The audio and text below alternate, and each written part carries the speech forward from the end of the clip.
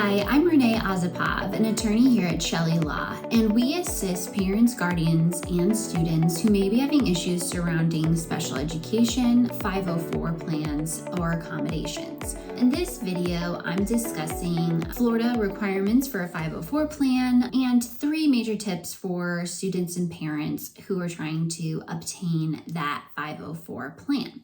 So the first thing to know is that a 504 plan is actually a federal law. So it's not specific to Florida. It's specific to all 50 states. Now, this is codified in the Rehabilitation Act and specifically Section 504 of that act. A 504 plan is to prevent discrimination of students who may have disabilities in the public school or charter school setting. In the 504 plan itself, there are likely accommodations to protect that student from different types of discrimination. The federal law states that if a student, in order to qualify for a 504 plan, must have a physical or mental impairment that substantially limits a major life activity. So it's really two-pronged. So one, the student has to have that type of impairment or disability, and 2, it has to substantially limit a major life activity so that in a way, in the classroom setting, this sort of impairment or disability, if there are no accommodations, it would be that the school is actually discriminating against them. So let's talk about what that actually looks like. So if a child gets a diagnosis, again, it can be mental or physical. So it might be, ADHD. It could be anxiety for mental. Physical, perhaps student is in a wheelchair or needs special equipment in order to walk or to function. Those type of things that limit major life activities within the classroom would then qualify them for a 504 plan. So let's go through 3 tips that I have for parents or students who are trying to get a 504 plan in Florida. So the first tip would be to get an actual diagnosis from a healthcare provider. So even before you start the 504 process with the school or let them know that you want accommodations for the student, I would first go to your healthcare provider and get an actual diagnosis. Like we said, if this is a mental impairment, maybe some type of therapist, it could be sometimes it's just your general or your primary provider or pediatrician can even diagnose at that level as well. But if it's something specific, they may need to go to some type of specialist. There may be multiple diagnoses as well working together, or there may be just something that's super specific and you need to go to a specialist in order to have that diagnosis. So tip 1, get your diagnosis. You want to look for your healthcare providers, set something up with them. Also discuss what's happening at school so that they have a clear picture whenever they are deciding on the actual diagnosis.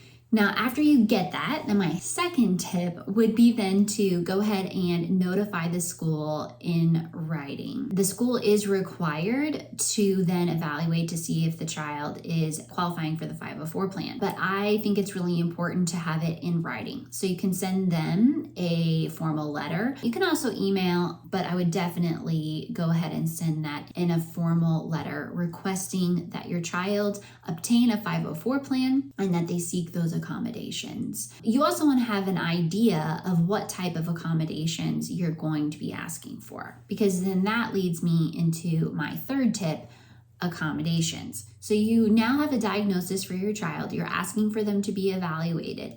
At this time, it's likely that the school would look at the healthcare provider's diagnosis. Sometimes the school does need to provide their own evaluations and maybe discuss things with the general education classroom teacher if they observe that the child's having difficulties within that classroom. Then they collect all that data and then they will make a decision if the child qualifies or not. So you've done the first part, they have a diagnosis, and then the second part is in the evaluation if it actually is affecting, like we said, substantially affecting a major life activity, which would be in the classroom. Once that happens, we've got that. So we've got a clear picture of the diagnosis.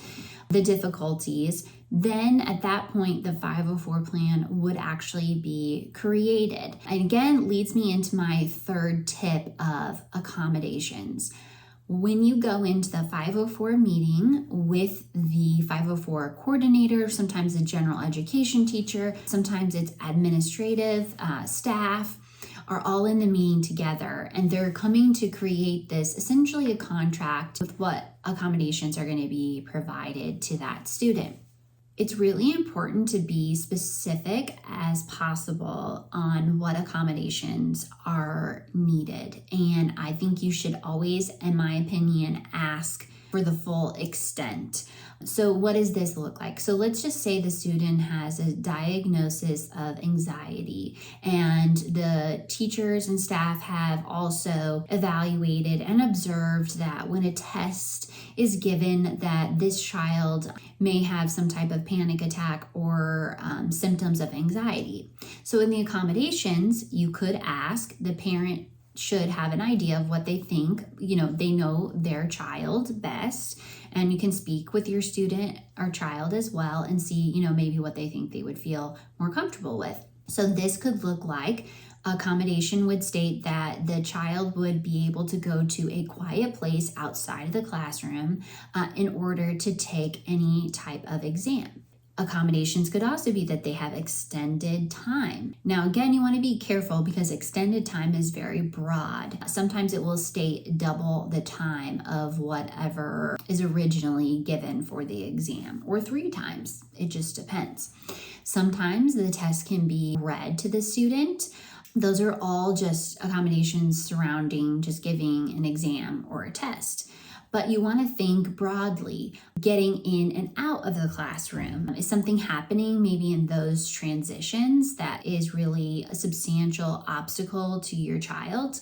Do they need an aide to be with them, a staff member to help them? Let's see, notes. Do notes need to be taken? If, let's say, they have a diagnosis of ADHD and it's difficult for them to follow along with what the teacher's saying, they may need an aide or another student to sort of take notes for them so that they are not substantially burdened by doing this and that they're not discriminated against. So again, my 3 tips are: 1, have your healthcare provider go ahead and give your child the diagnosis after an exam. Take that diagnosis to the school in writing and formally ask for an evaluation and a creation of a 504 plan. Once all that happens, then my 3rd tip would be very specific about what type of accommodations that you'd like for your child, and also ask for as much as you need for that student. So don't just think about instruction. Think about when they're in the cafeteria, when they're in the hallway, when they're in extracurricular activities. Really think broadly so that at that meeting you get the most accommodations you need so that your child has the best chance of being a successful student. If you have any more questions or you'd like to contact us, all of our information is in the description below this video, and we are happy